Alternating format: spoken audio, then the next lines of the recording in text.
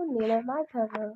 ଆପଣମାନେ ସମସ୍ତେ ଏହି ଭିଡ଼ିଓ ମାଧ୍ୟମରେ ପ୍ରଭୁ ନୀଳମାଧବଙ୍କର ବେଶ ଦର୍ଶନ କରିପାରିବେ।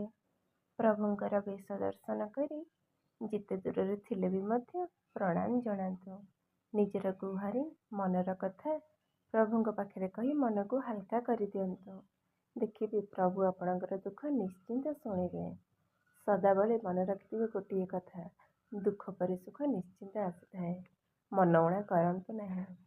ପ୍ରଭୁ ଆପଣଙ୍କ ଉପରେ ନିଶ୍ଚିନ୍ତ କୃପା କରିବେ। ଆପଣଙ୍କର ସବୁ ଦୁଃଖ ଦୂର ହେଇଯିବ। ପୁଣି ଥରେ ସୁଖର ଦିନ ନିଶ୍ଚିନ୍ତ ଆସିବ।